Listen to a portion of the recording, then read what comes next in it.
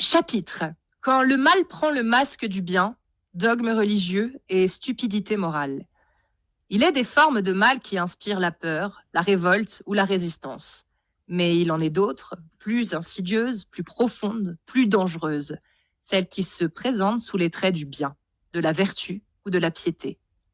C'est cette idée que développe le théologien allemand Dietrich Bonhoeffer, opposant au nazisme, emprisonné en 1943 et exécuté par le régime hitlérien en avril 1945.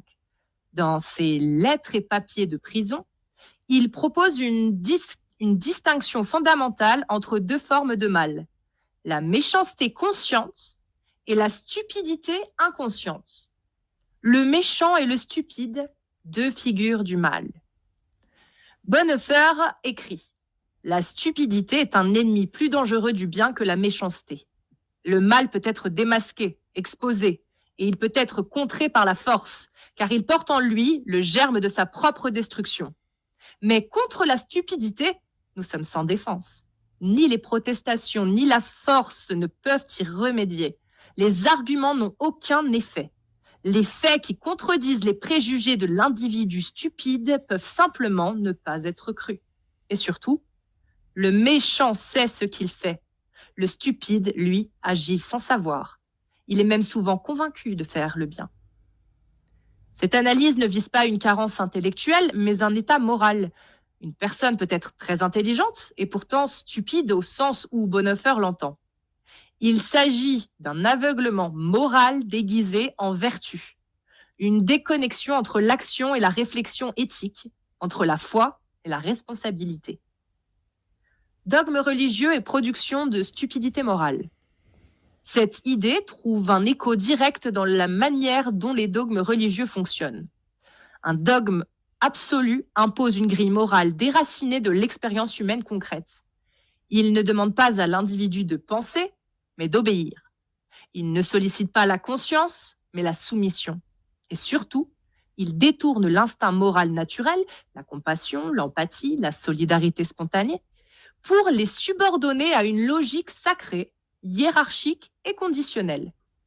Lorsque le croyant rejette un mécréant, soutient une inégalité ou approuve une violence au nom du texte ou de la foi, ce n'est pas en général par cruauté. C'est par vertu pervertie. Il croit faire le bien. Il le fait à contre-cœur parfois, mais avec la conscience tranquille car Dieu l'a voulu. Le dogme religieux ne supprime pas la morale humaine, il la détourne, la reprogramme, la déplace. Il fabrique des bons qui font le mal avec la conscience tranquille.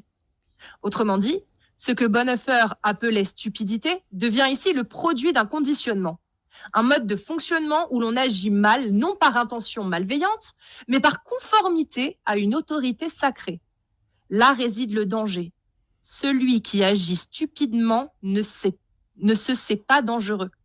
Il pense être un vecteur du bien. Le remède ? Retrouver la souveraineté morale. Contre ce mal diffus, Bonhoeffer ne propose ni croisade ni haine. Il propose la responsabilité individuelle, le courage de penser, le devoir de douter, la capacité de dire non, même au nom du sacré. Il invite à une reconquête de la conscience contre l'obéissance, une morale émanant de l'autre en tant qu'humain et non en tant que membre d'un groupe élu ou fidèle d'un Dieu particulier. L'éthique authentique commence quand on ose penser contre ce qu'on croit et ressentir contre ce qu'on nous a appris à détester. Ainsi, la lutte contre la stupidité morale est moins une affaire de savoir que de courage. Le courage de désobéir à ce qui nous fait trahir notre propre humanité. Et cela commence peut-être par la déconstruction lucide des dogmes qui nous disent qui aimer, qui exclure et à qui nous devons faire du mal en pensant bien faire.